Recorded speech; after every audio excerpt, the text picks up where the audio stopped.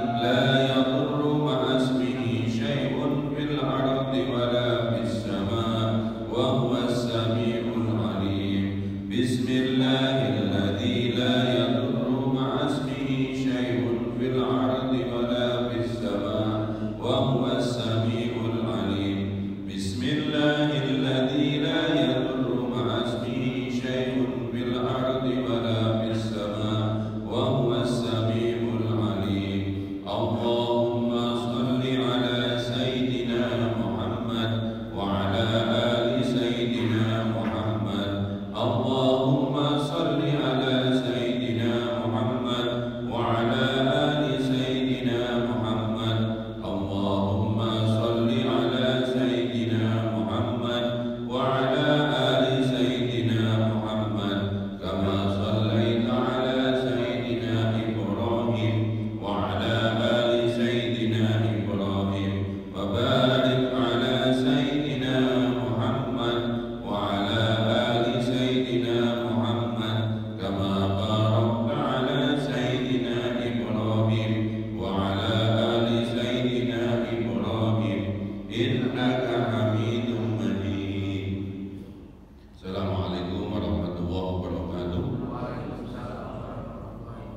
Masih belum semangat, saya doakan yang menjawab salam saya dengan semangat nanti bulan November ke Mekah lagi.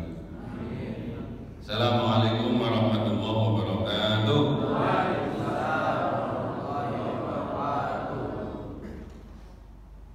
Jenazahnya udah masuk ya. Bismillah, walhamdulillah, wassalatu wassalamu ala sayyidina Muhammad Rasulillah wa ala alihi wa sahbihi wa man la haula wa la quwwata illa billah. Ibu bapak hadirin rahimakumullah, mari kita lanjutkan dzikrul maut, mengingat kematian. Ya, kata Nabi Muhammad SAW, orang yang paling cerdas adalah orang yang sering ingat mati dan mempersiapkan diri untuk bekal mati. Jadi orang yang paling cerdas itu bukan yang IQ-nya 200 lebih, orang yang gampang sekali menangkap pelajaran. Kecerdasan kita itu adalah kita ingat bahwa kita itu akan mati, dan nanti kalau mati dimintai pertanggungjawaban. Setiap sholat kita sudah ngomong maliki. Dalam ayat yang sering dibaca kalau lagi takziah, gimana bunyinya? Kullu nafsin dha'iqatul wa nabluukum bisyarri wal khairi fitnah wa ilaina turja'un. Setiap yang hidup pasti mati. Sambil nunggu mati kita suruh ngapain? Ketemu dua fitnah. Fitnah itu artinya ujian. Wa nabluukum bisyarri wal khairi fitnah. Kita akan ketemu syarr, keburukan, wal khair dan kebaikan sebagai ujian. Wa ilaina turja'un, semua nanti kembali kepada Allah. Kita yang percaya akan ada hari kiamat kembali kepada Allah. Ada orang yang nggak percaya nanti ada kiamat, ada hari baru kembali kepada Allah. Pada pertemuan pertama saya di masjid ini saya sudah mengingatkan nanti wallahu alam siapa duluan, yang sebelah kanan saya duluan atau sebelah kiri atau depan, wallahu alam ya, yang hadir pengajian ini siapa yang meninggal duluan maka disolatkan di sini. Di mana bisa sholat ini? Di sini apa di mana? Selesai sholat imamnya akan ngomong hadihi janazah khair. Semasjid akan ngomong kira-kira bahasa Indonesianya ya, saksikanlah jenazah ini orang baik. Oh, iya. Semua di masjid ngomong baik ya. Tapi ada yang di dalam hatinya ngomong mungkin ya. Perjuangan kita itu menjadi nanti, khususnya orang yang dekat yang kenal kita, waktu kita dipersaksikan sebagai orang baik, benar.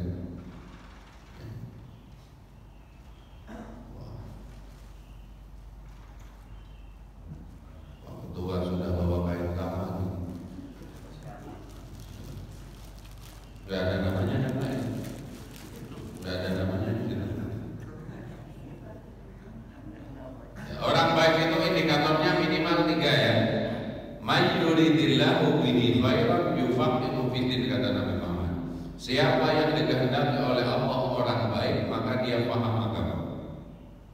Dan agama itu turunannya menjadi kita paham 5 hukum: wajib, sunnah, mubah, makruh, haram. Itu aja. Alhamdulillah kalau tahu dalil Al-Qur'annya, sunnahnya. Kalau tidak minimal ditanya, ini hukumnya apa? Ini hukumnya apa? Sunnah. Ini hukumnya apa? Mubah. Ini hukumnya apa? Makruh. Ini hukumnya haram. Coba saya diaudit kan, saya ngomong itu hukumnya apa? Bangun tidur, ku terus mulet, Bu. Jadi pas bangun tidur, nah, hukumnya apa? Mubah. Sambil mulet doa, alhamdulillahilladzi ahyana ba'da ma amatana wa ilaihi nusyur. Hukumnya berubah jadi sunnah.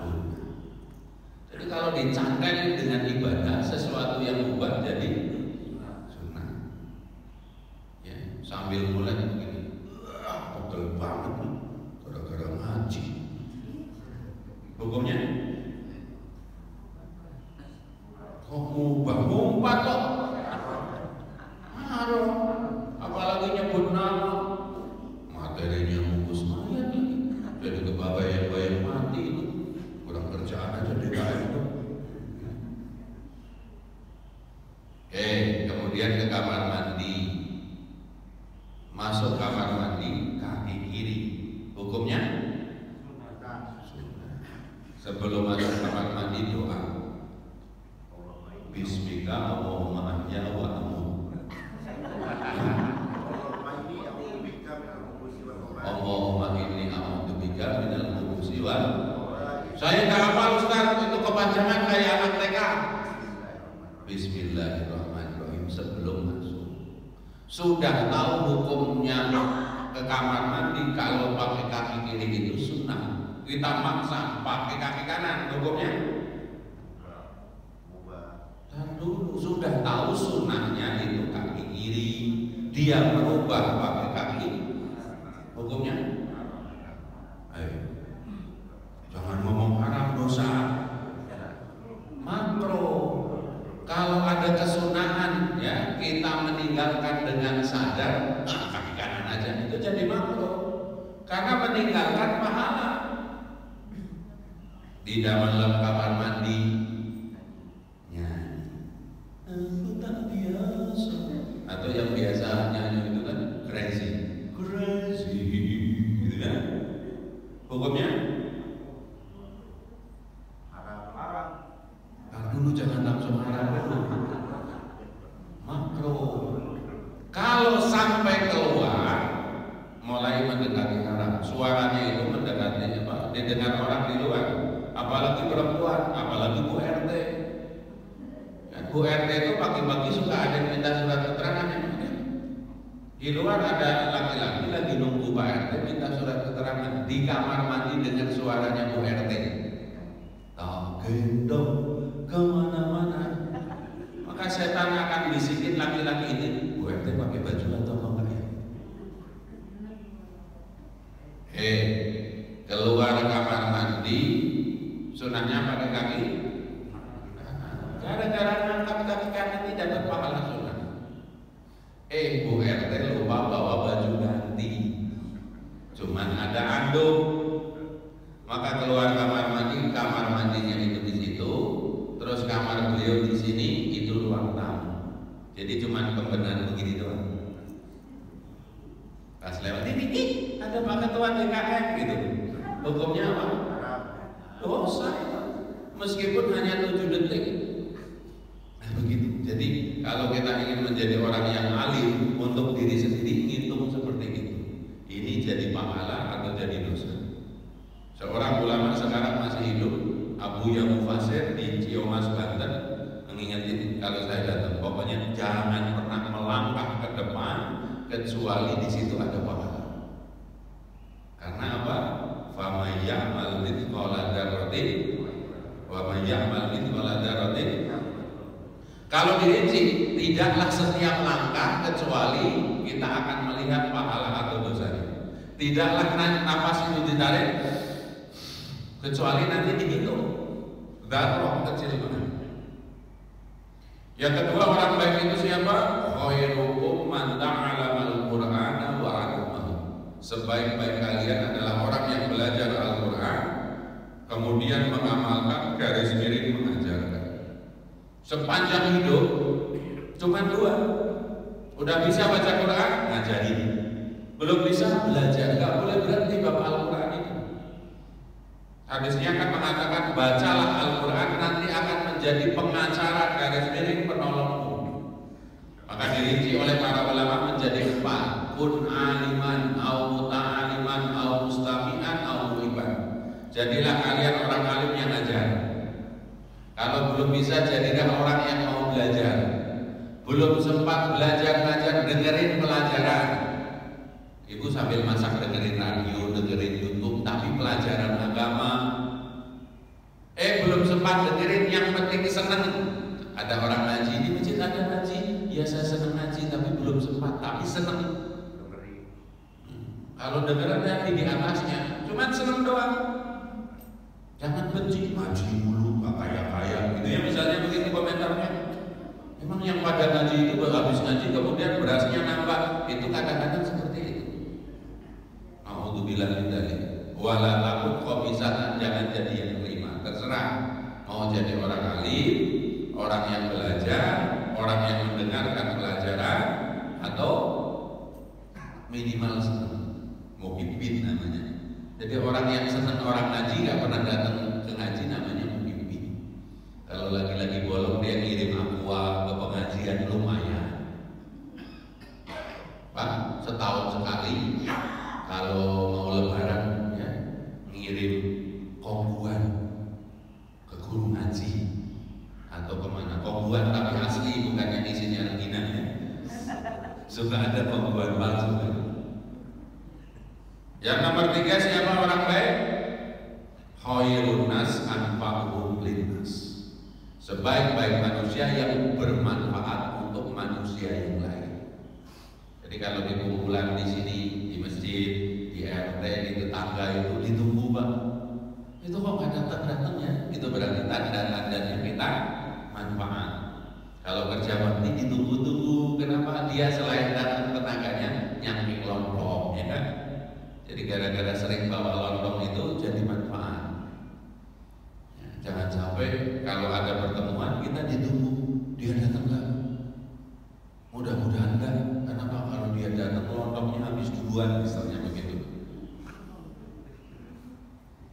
Nah sekarang bagaimana agar kita husnul khotimah? Jadi salah satu yang kita tuju, kenapa kita belajar ini, nanti meninggalnya husnul khotimah. Meskipun kata para ulama nggak usah terlalu khawatir. Husnul khotimah itu kan di ujung, nanti tetap ada hisab. Jadi yang di sini berjuanglah untuk meninggal dalam keadaan baik. Seandainya Allah menakdirkan kita meninggal dalam tanda kutip kurang baik, nggak usah khawatir. Allah itu adil, nggak mungkin baik terus tiba-tiba lagi ada demo, ya, kemudian kita meninggal di situasi demo, apakah keinjek atau apa, itu kan seolah dalam tanda kutip suul khotimah. Atau lagi naik motor, naik mobil pulang kantor, ya, baru ketemu klien apa namanya nasabah misalnya atau apa di mana di kota sana, tiba-tiba oleh Allah Ta'ala diuji meninggalnya di daerah di depan disko. Padahal itu kan kecelakaan ya kan. Tapi indah dunia menurut masyarakat meninggal di depan disko itu naik atau enggak? Meninggalnya di depan diskotik. Ya, nggak usah khawatir. Jadi kita harus percaya dengan rahmat Allah. Allah nggak mungkin menyia-nyiakan ibadah kita, tasbih kita yang kita lakukan. Tetapi untuk mencari sebab istiqomah sedikitnya 3 hal perlu kita lakukan. 1, selalu menjawab adzan. Imam Suyuti mengatakan, saya khawatir orang yang nyuekin adzan matinya suul khotimah. Ya. Nyuekin adzan itu 2. Secara harfiah ada adzan gak dijawab. Allahu Akbar, Allahu Akbar, diam aja. Bahkan kalau punya handphone, udah tahu dia masang aplikasi adzan. Begitu ada adzan langsung dipicak bahasa Jawanya. Allahu Akbar, langsung gitu. Dia gak enak ada suara adzan. Dengerin dulu minimal takbirnya sampai habis. Allahu Akbar, Allahu Akbar. Kalau di tengah orang banyak. Nah, secara harfiah tadi mulai dari takbir semuanya dijawab. Yang kedua, menjawab adzan itu ya sholat. Jadi kalau sampai kita itu nyuekin adzan, dikhawatirkan. Ini bukan kata Nabi, kata Imam Suyuti, salah satu pengarang dari kitab apa namanya tafsir Jalalain. Yang kedua, belajar husnul khotimah setiap hari. Sebelum tidur wudu, syukur sholat sunnah, terus baca zikir sebelum tidur. Minimalnya doa TK. Gimana doa TK? Bismika Allahumma ahya. Itu TK. Jangan kita sudah bau tanah begini tiap hari kayak TK terus. Ya, zikir yang standar diajarkan Nabi Muhammad kepada Ibunda Aisyah. 1, ayat kursi, akhir surat Al-Baqarah, Al-Ikhlas 3 kali. Malah diajarkan secara khusus kita meruqyah diri sendiri, tangannya disatukan. Ayo semuanya. Bismillahirrahmanirrahim. Allahu ahad, Allahu samad, lam yalid wa lam yulad wa lam yakul lahu kufuwan ahad.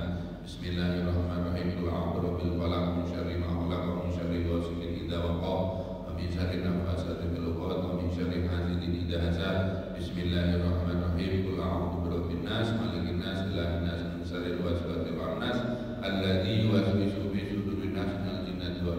ditiup setengah meludak, terus diusapkan begitu ke yang mampu diusap. Nah ini ruqyah pribadi diulang 3 kali. Kemudian membaca yang dapat pahala umroh atau haji sebelum tidur. Subhanallah walhamdulillah wa la ilaha illallah wallahu akbar. Terus minta diberi syafaat oleh Nabi Muhammad dengan membaca sholawat. Apalagi mendoakan kaum muslimin. Jadi sebelum tidur kalau bisa Allahumma fir lil muslimin wal muslimat wal mu'minin wal mu'minat, miring ke kanan, baru doa bismika Allahumma ahya wa amut, kalau perlu yang panjang. Nah itu latihan istiqomah husnul khotimah setiap hari. Jangan tidur itu asal-asalan aja sambil nonton TV ya, di depan di sofa pegang mereka. Ibu-ibu mungkin lagi nonton drakor, nggak doa, nggak apa, pakai handphone, tahu. Ya itu, ya namanya itu harus usaha. Yang terakhir, yang ketiga, secara khusus, ya kalau bisa membacakan sebelum iqamat sholat subuh mendoakan umatnya Nabi Muhammad. Gimana doanya? Allahumma fir ummata Sayyidina Muhammad, Allahumma arham ummata Sayyidina Muhammad, Allahumma astur ummata Sayyidina Muhammad. Intinya salah satu sebab kita akan diberikan husnul khotimah itu rajin mendoakan orang lain, khususnya umatnya Nabi Muhammad. Maka mudah-mudahan itu menjadi jalan husnul khotimah. Baik, mari kita lanjutkan. Kita akan praktek mengkafankan mayat. Ini lambe-lambenya ya.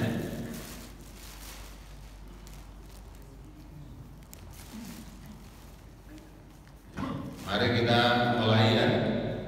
Latihan motong dulu. Saya ingin menyampaikan Nabi Muhammad tidak merinci bagaimana harus mengkafani mayat. Maka nanti terjadi perbedaan pendapat di masyarakat. Ada ulama atau ustadz yang mengajarkan udah 3 lembar saja, tidak usah macam-macam. Tapi ada yang saya termasuk mengikuti, ada yang dibuat sarung, ada yang dibuat baju, ada yang dibuat surban atau kerudung. Jadi ini furuk.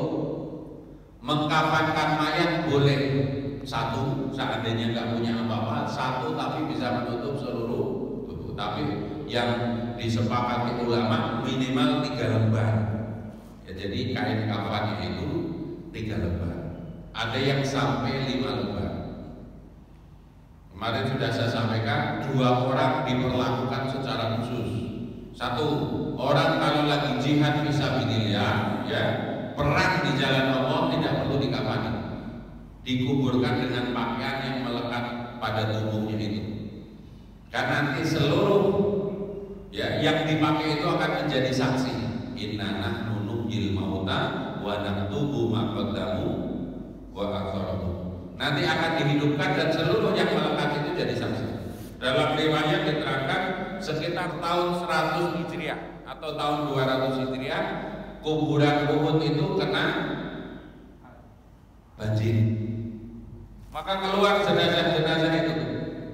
Ya jenazah yang sudah meninggal sekitar 100 tahun itu semuanya masih utuh, darahnya masih seperti baru dibacok dan seterusnya. Yang kedua orang yang ihram. Ya, orang yang ihram itu tetap dimandikan. Kalau orang mati syahid nggak perlu dimandikan, langsung dikuburkan juga. Jadi darahnya yang mengucur itu nggak boleh dibersihkan, langsung kuburin saja, sholatin kuburin. Tapi kalau orang meninggal dalam ihram dimandikan, tapi nggak boleh pakai minyak wangi. Jadi yang ada di situ saja, dan kepalanya selamanya nggak perlu ditutup, kan?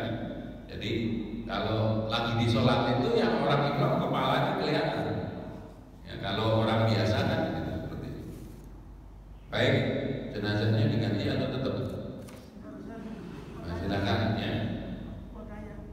Mengenai keluar masuk kamar mandi, Siap. harus kaki dulu, itu hukumnya. Gimana?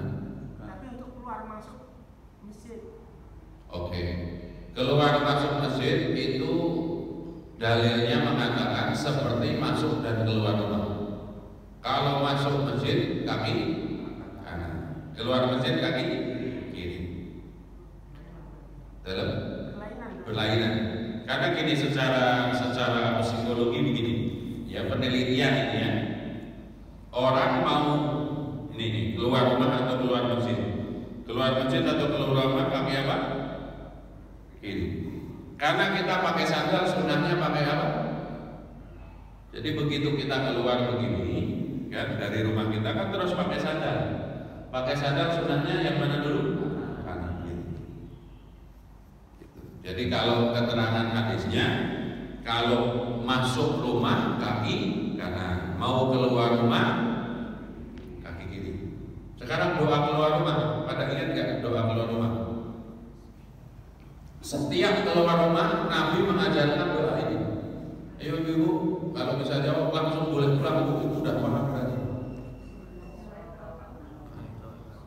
Jangan pernah tinggalkan doa ini atau zikir ini. Zikir yang terbaik itu namanya zikir mukoyah. Apa itu mukoyah? Yang melekat kepada aktivitas. Zikir ba'da sholat, zikir mau makan, zikir setelah makan, zikir keluar rumah.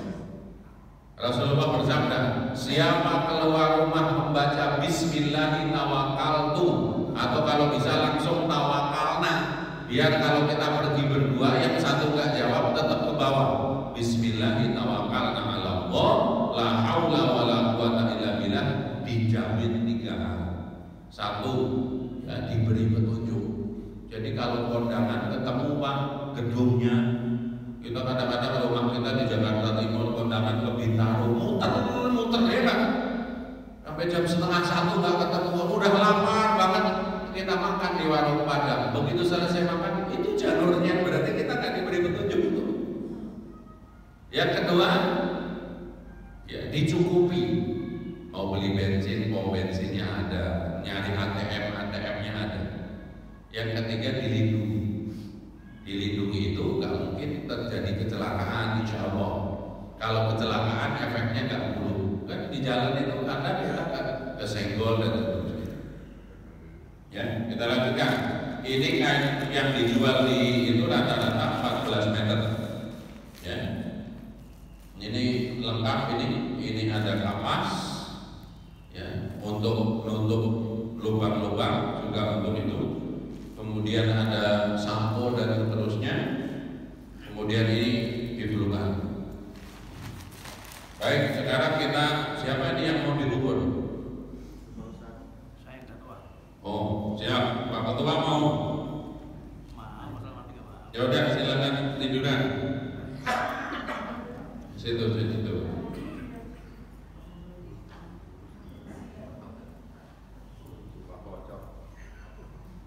Ya. Ya Ustaz, ini ukurannya enggak. Sak dedeg sak pengawe bahasa Jawanya. Ayo dibantu. Udah dipotong. Belum. Coba ini dulu. Jadi begini ya, minimal itu seperti orang berdiri begini, sak dedeg sak pengawe. Ayo disamain dengan itu. Ya ini ngitungnya begini. Jadi, tapi jangan sampai mayatnya udah meninggal diginiin ya. Ini mayat sudah meninggal, jangan ya. Ini jadi fitnah. Silakan dipotong. Kira-kira segini.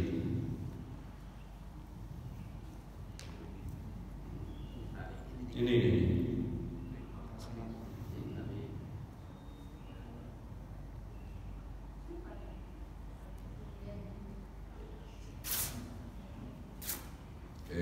Dua lembar yang seperti itu.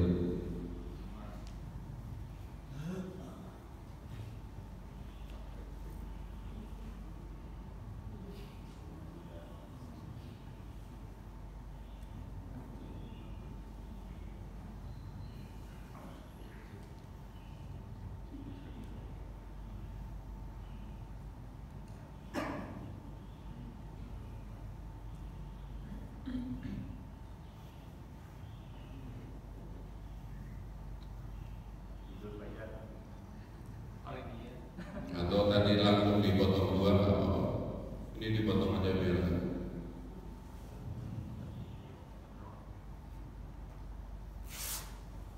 Nah ini potongan ini mohon maaf bisa untuk celana. Jadi salah satunya lembar ketiga itu diletakkan di sini nanti. Kemudian pada saat nutupnya ya ditutupin ke kemaluan begitu.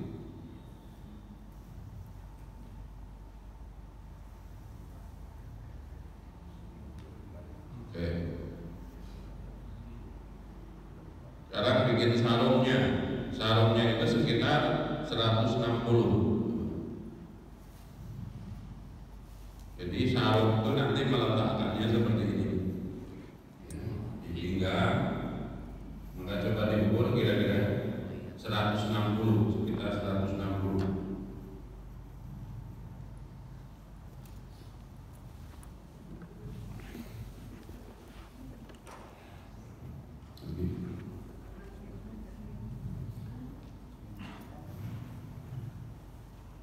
Sarung umumnya berapa sih? Sarung. Oke. Ya udah.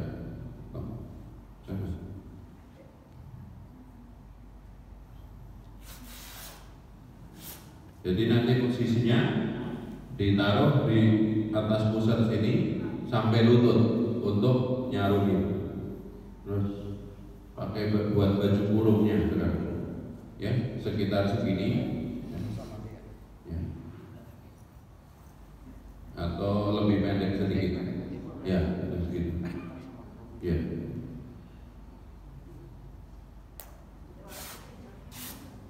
Oke, dibolongin dulu. Ini kira-kira begini. Ini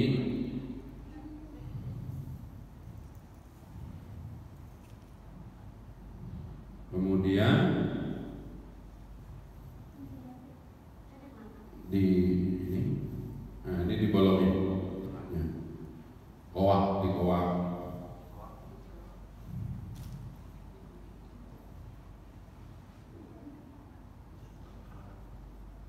Jangan terlalu kecil, nanti nggak masuk ke leher.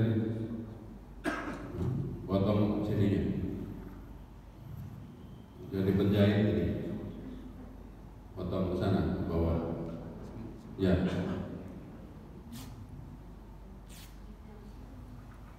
Baik, ini berapa panjangnya ini?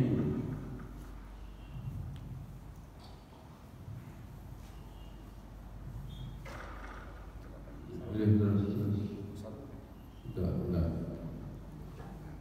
Oke, ini dipotong buat talinya 7. Ya, 1, 2, 3, 4, 5, 6, 7. Terusin ke sana.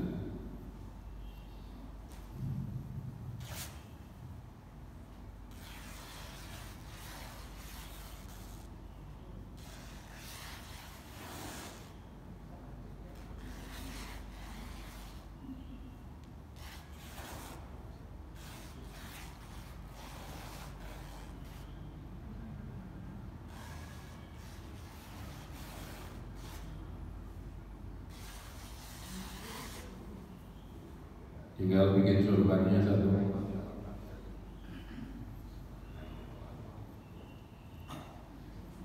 Nggak usah banyak-banyak, segini aja.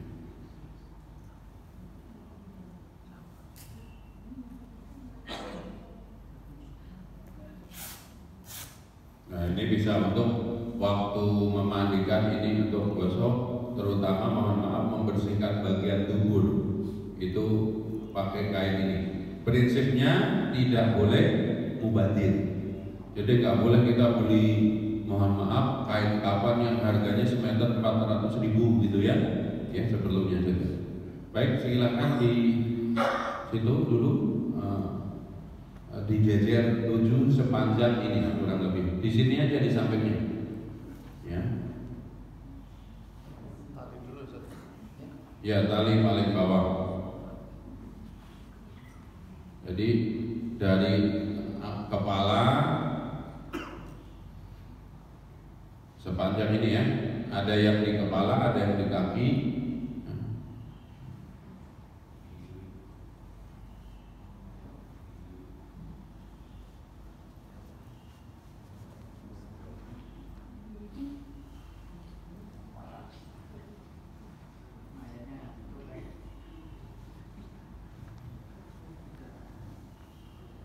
Itu berapa? 7 apa 6?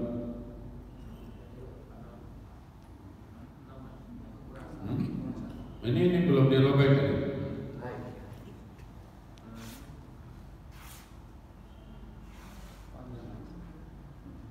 Yang panjang yang di tengah.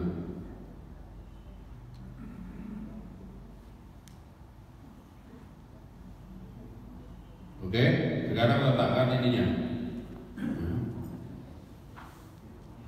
Satu dulu, satu-satu, jangan dua. Satu dulu. Satu sebelah kanan ditimpakan sebelah kiri, selembar dulu, selembar sebelah kanan berarti sebelah sini.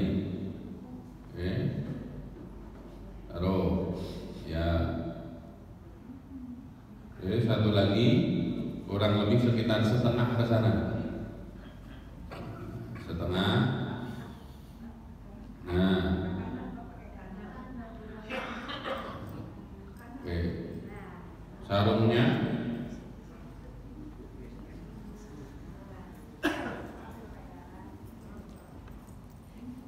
Sarungnya, nah tadi sarung.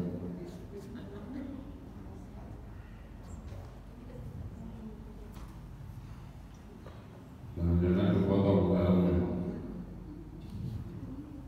Itu tadi sarung yang panjang. Ya.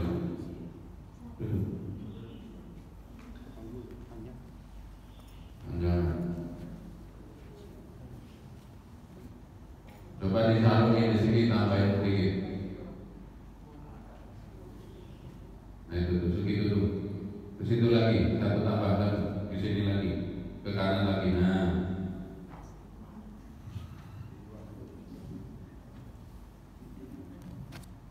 ya potong biar gak kepadanya. Mana putihnya tadi?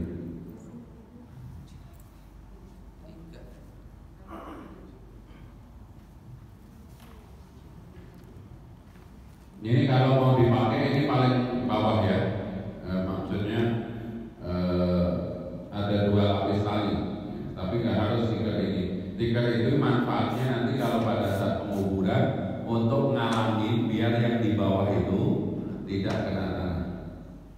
Taruh kira-kira mulai yang banyak melintang. Ini pakai 2, Ustaz? Nggak usah. Nanti letaknya ke sana. Dari pinggang sana lagi, terus sampai keluar. Itu ini ke sini. Nah, kira-kira begitu. Ya, dari nutup pusar sampai lutut. Sekarang bajunya dari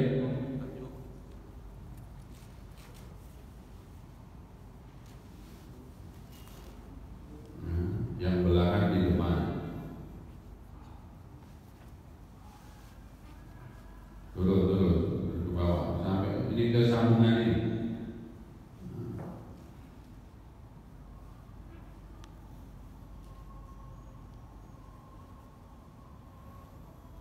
Oke, surbannya terakhir surbannya.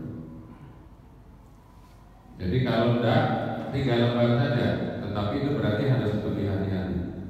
Jadi kalau ini mau dipakai, ini untuk punggungnya keseluruhan, kemudian untuk pelapis celana, kemudian untuk tutup muka ya.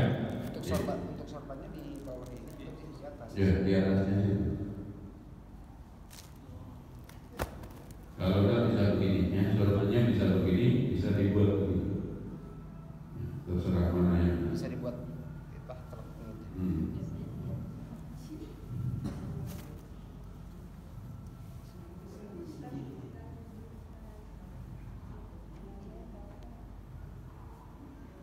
Ya, ayo bismillah ya kan.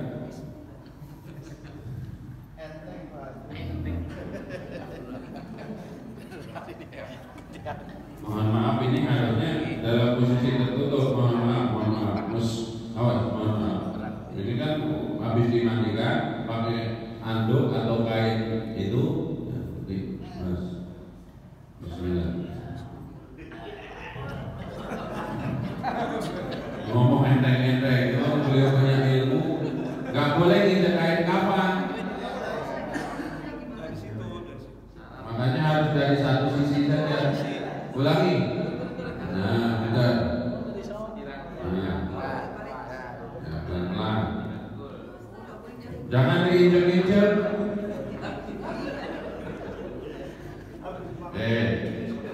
Kita mulai dari sarungnya. Jadi tetap ini penutupnya itu dari sebelah kanan. Yang dilipat itu kain sebelah kanan itu tetap. Ya. Disarungin. Auratnya jangan sampai kebuka. Ya, ini diambil dong. Ini kainnya. Nah dulu jangan ambilnya, jangan sembarangan. Harus tertutup auratnya benar-benar. Dari atas. Oke, dirapikan.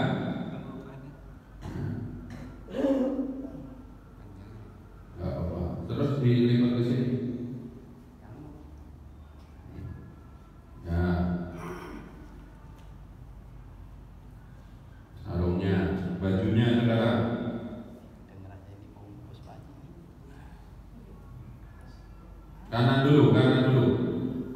Kanan dulu yang dirapikan. Tarik, pelan-pelan, angkat kepalanya nggak apa-apa, pelan-pelan. Nah, terus yang rapi ke sana, hilang, yang rapi, jangan buru-buru, yang rapi. Nah, jangan terlalu hilang juga, oke? Terus, nah, terus sorbannya, ini dulu.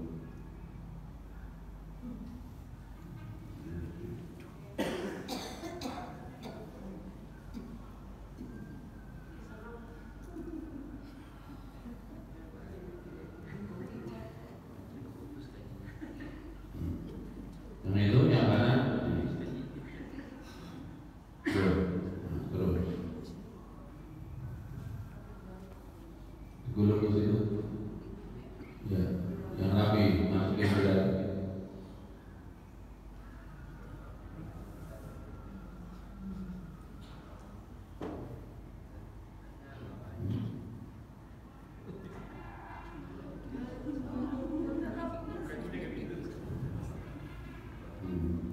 Rapi dulu nih, ini belum rapi.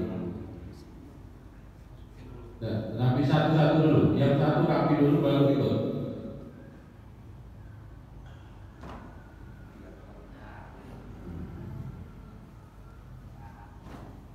Ya, alihin dari bawah.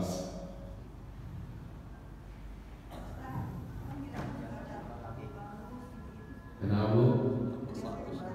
Kapur barus itu tadi, yang itu kan itu kalau dibuka mubadir. Jadi pada saat sudah dihamparkan semua kapasnya, ya. Jadi celana tadi pulang kita nggak buat di celana. Kalau mau dibuat di celana boleh tadi tidak dipasang.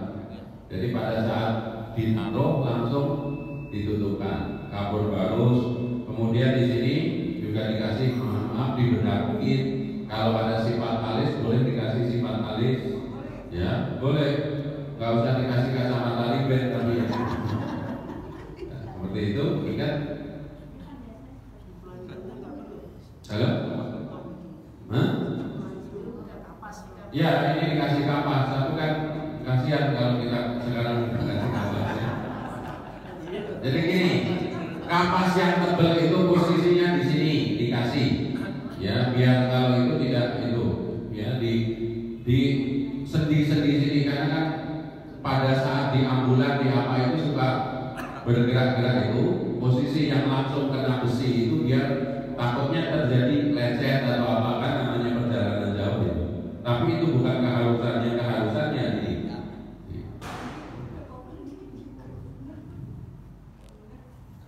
Ya kira-kira begitu sederhana. Coba deh. Hah? Ya udah kalau sudah selesai di rumah kan begitu, masih ada yang mau lihat almarhum lihat. Kalau mau cium nggak apa-apa, yang penting yang bukan membatalkan wudu. Kalau yang bukan mahram sih ya boleh.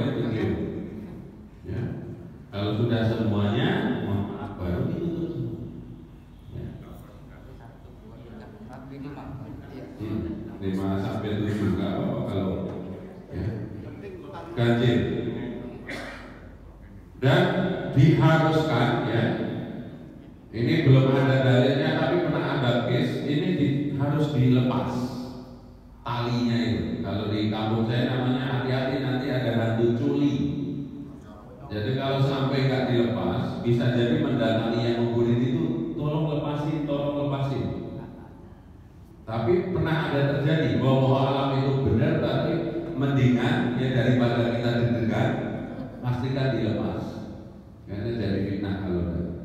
Kemudian pada saat dikuburkan itu mohon maaf waktu nurunin ya tangan kanan itu yang punya kekuatan itu tangan kanan. Jadi pas terima mayat yang di bawah itu kanan begini. Ya posisinya langsung digigit. Jadi pas ya langsung miring. Kan nanti akan ditelungkupkan begitu. Yang bagian muka dibuka, tempelin ya.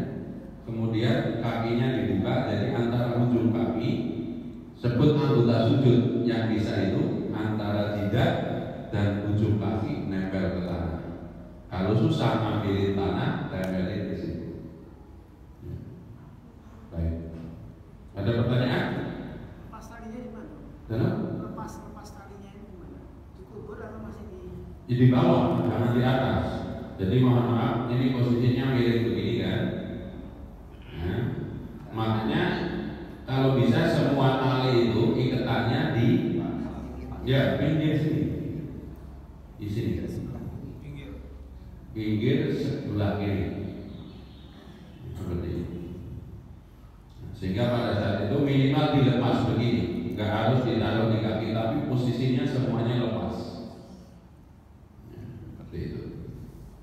Bapak anaknya. Baik. Ya. Sudah dibuka lagi.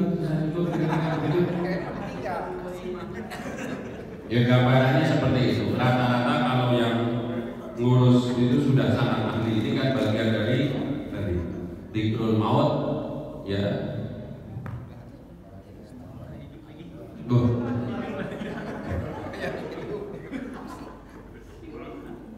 Tadi dipoto enggak itu?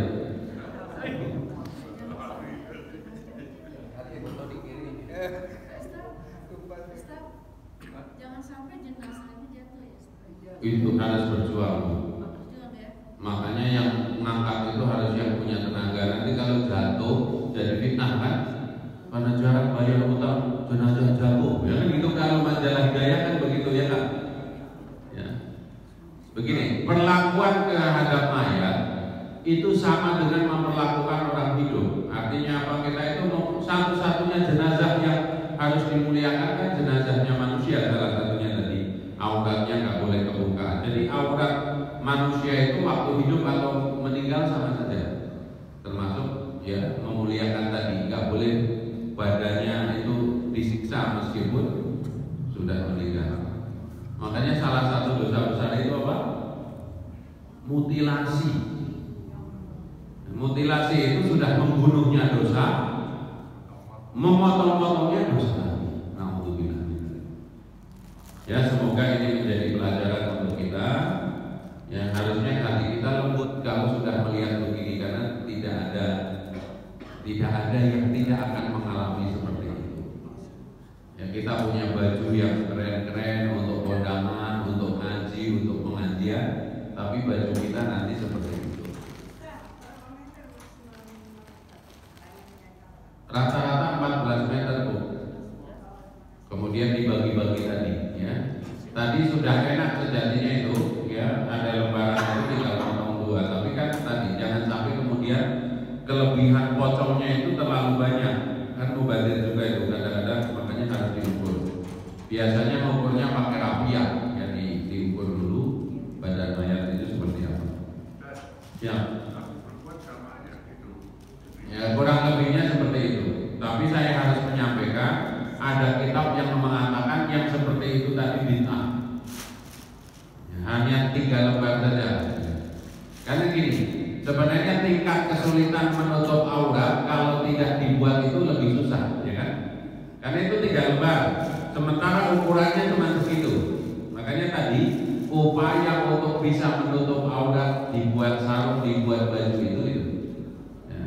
sebuah kitab tidak ada tuntunannya, ya, apa namanya, 3 lembar begitu kan tadi susah.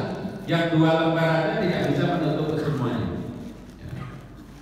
Sempurna, perempuan kurang lebih seperti itu, sama juga. Ada sarungnya, ada bajunya, ada kerudungnya. Kalau yang 3 lembar apa ditutup terus 3-3-nya gitu? Iya, 3-3-nya diatur untuk bagaimana tadi. Biasanya yang satu di tengah, ya, kemudian yang tadi kanan kiri. Jadi yang pertama itu belum nutup keseluruhan, kemudian yang kanan, kemudian yang kiri. Baik, masih ada? Semoga hati kita semakin lembut. Sebagaimana itu kain kafan putih, maka harusnya yang dibungkus itu putih. Yang putih bukan kulitnya, hatinya. Yauma la yanfa'u malun wala banun illa man atallaha biqalbin salim. Akan tiba waktunya anak dan harta tidak berguna, tapi yang berguna datang kepada Allah dengan hati yang bersih. Maka mari kita berjuang. Semoga hati kita semakin hari semakin bersih. Hati yang bersih itu cirinya 2, ikhlas dalam ibadah, 2, ridho menerima apapun ketentuan Allah. Dikasih sakit maunya Allah, dikasih duitnya lagi sedikit maunya Allah, dikasih duitnya banyak maunya Allah. Allahumma la mani'a lima a'taita wa la mu'tiya lima. Kalau Allah mau ngasih nggak ada yang bisa ngalah. Kalau Allah lagi nggak ngasih nggak bisa intervensi. Doa kita itu ibadah, tidak memaksa Allah untuk harus sesuai dengan keinginan kita. Al-Fatihah. Boleh kain lain selain putih? Boleh. Kainnya? Ya tidak ada harus putih, tapi jadi fitnah. Sesuatu yang keluar dari kebiasaan nanti jadi omongan. Oh, mentang-mentang orang kaya, kainnya hitam. Ya. Jadi kadang-kadang orang ada yang suka niat itu bekas kain ikhramnya untuk dipakai. Iya. boleh, nggak apa-apa. Yang penting setelah dipakai umroh dicuci dengan bersih, nggak masalah. Itu malah efektif, efisien. Bahkan mau minta informasi terkait yang kalau kita akan meninggalkan innalillahi wa inna ilaihi raji'un langsung semoga husnul khotimah. Nah ini yang sering jadi perdebatan karena proses untuk laku motor udah selesai, tapi udah jadi mayat kan. Nah kita mendoakan semoga husnul khotimah itu. Ya inilah perlunya kita ngaji sebenarnya. Justru yang didoakan semoga husnul khotimah itu sekarang.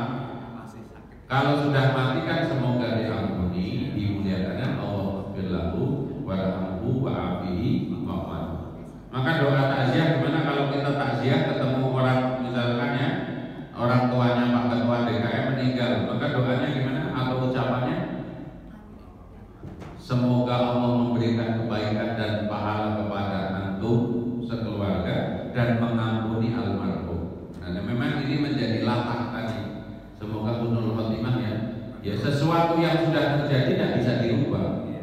Ya, yang bisa terjadi harusnya doanya gimana kalau ngomong harusnya semoga diampuni, ya ditolong oleh Allah, diberikan balasan yang sempurna. Tapi namanya tadi ya, kalau kata Jaya Suprana kan banyak sekali di Indonesia itu keliru monologinya, keliru tapi menjadi kebiasaan. Atau gini, segala sesuatu itu harus diawali Bismillah atau Alhamdulillah.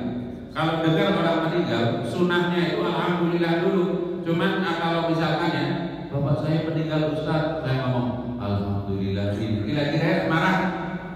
Enggak tahu ilmunya. Padahal segala puji milik Allah.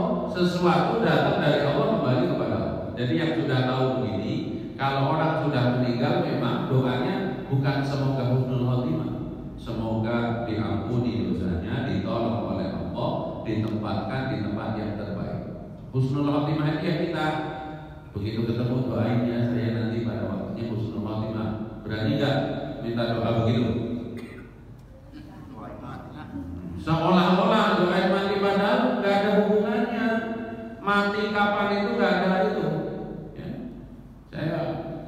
Saya kecelakaan, secara manusiawi harus mati, tapi saya belum jadwalnya mati. Teman saya olahraga di pusat kebugaran, mandi, pas mau pulang di jalan mati tiba-tiba. Kata dokter serangan jantung, nggak ada serangan jantung. Ya. Baik, mari kita mohon kepada Allah Taala semoga hati kita hidup, ingat mati dan mempersiapkan diri untuk mati. Yang paling penting itu harus yakin rahmat Allah mendahului murkanya. Ya, Al-Fatihah. Alhamdulillahirabbil alamin arrahmanir rahim maliki yaumiddin. Iyyaka na'budu wa iyyaka nasta'in ihdinas siratal mustaqim siratal ladzina an'amta 'alaihim ghairil maghdubi 'alaihim waladdallin amin. Allahumma shalli wa sallim wa barik ala Muhammad wa alihi wa sahbihi wa sallim ajma'in. Allahumma inna nas'aluka salamatan fid din wa afiyatan fil jasad wa ziyadatan fil ilm wa barakatan fil rizqi wa tawbatan qabla al-maut wa rahmatan indal maut. Allahumma hamin 'alaina fi sakaratil maut wa najatan minan nar wa indal hisab. Rabbana atina min ladunka rahmatan wa hayyi' lana min amrina rashada. Rabbana atina fid dunya hasanah wa fil akhirati hasanah wa qina adzabannar. Sallallahu ala nabiyyina Muhammad wa alihi wa sahbihi wa sallam. Walhamdulillahirabbil alamin. Wal asri bismillahirrahmanirrahim. Wal asri innal insana lafi khusr illa alladziina aamanu wa 'amilus shalihati wa tawassaw bil haqq wa tawassaw bis sabr. Mohon maaf lahir batin. Wallahu a'lam bishawab. Wallahu muwaffiq ila aqwamit thoriq. Assalamualaikum warahmatullahi wabarakatuh. فبأي آلاء ربكما تكذبان